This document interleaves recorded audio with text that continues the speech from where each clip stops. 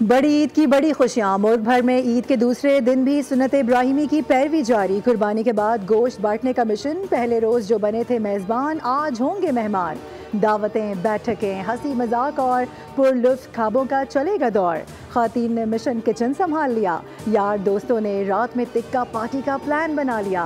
तभी माहिरीन कहते हैं ईद की दावतें जरूर उड़ाएं, लेकिन एतदाल का दामन बिल्कुल ना छोड़ें।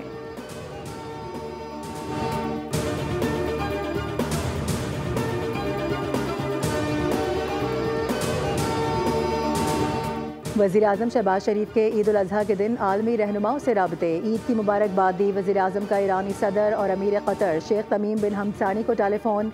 हालिया पाक भारत कशीदगी कम करने के लिए शुक्रिया अदा किया। वज़ीर आज़म ने मलेशियन हम मनसब अनवर इब्राहिम से भी राबता किया। नेक ख्वाहिशात का इजहार किया। आज़रबाईजान के सदर इल्हाम अलियोफ और ताजिक सदर इमाम अली रहमान से भी राबता हुआ।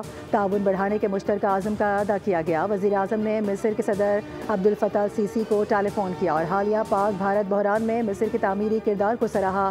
कुवैत के वली अहद शेख सबा उल खालिद से भी टेलीफोनिक राबता किया और उन्हें ईद उल अज़हा की मुबारकबाद दी।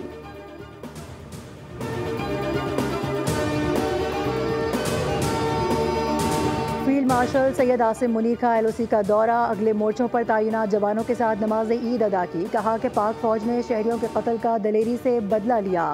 ISPR के मुताबिक वतन की सलामती, इस्तेहकाम और शहदा के लिए खुसूसी दुआएं की गईं। आर्मी चीफ ने जवानों के हौसले और पेशा वाराना महारत को सराहा और ईद की मुबारकबाद दी। कहा कि पाक फौज ने शहरियों के कत्ल का दलेरी से बदला लिया। आर्मी चीफ ने कश्मीरी अवाम की जिद्दोजहद और पाकिस्तान के उसूली मौक़िफ़ को भी उजागर किया।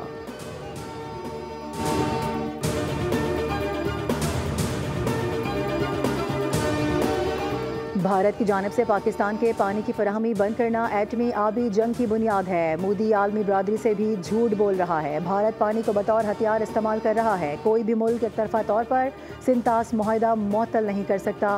पाक भारत कशीदगी के खात्मे के लिए सदर ट्रम्प ने अहम किरदार अदा किया। भारत को अपने तैयारे गिरने का एतराफ़ करने में 1 माह का वक्त लगा। सिफारती वफ़द के सरबराह बिलावल भुट्टो जरदारी की प्रेस कॉन्फ्रेंस। कहा कि भारत पाकिस्तान में दहशतगर्दी की कार्रवाइयों में मुलव्विस है।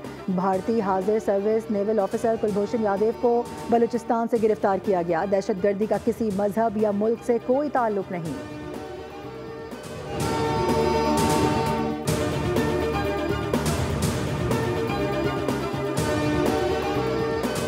वफाकी बजट 10 जून और सिंध का बजट 13 जून को पेश किया जाएगा। वफाक से आदाद व शुमार मिलने के बाद फैसला करेंगे। तनख्वाहें कितनी बढ़ानी हैं। महंगाई से अवाम पर बोझ बढ़ गया। तनख्वाहदार तबके को रिलीफ दिया जाएगा। वज़ीर आला सिंध सैयद मुराद अली शाह की 7 शरीफ में मीडिया से गुफ्तगू। कहा कि वफाक भी तनख्वाहदार तबके को टैक्स में रिलीफ देगा। सैलाब मुतासरीन के लिए 10 लाख घर मुकम्मल हो गए। बाकी की तामीर जारी है। PTI ने पहले भी एहतजाज किए, अब अदालतों पर तवज्जो देनी चाहिए। केसेस मजबूत करने चाहिए।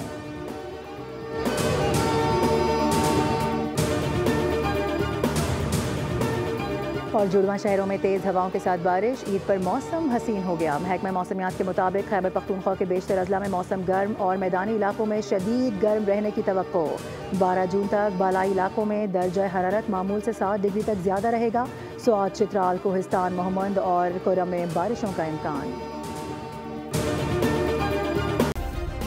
सब्सक्राइब करें और बेल दबाएं ताकि कोई खबर रह न जाए।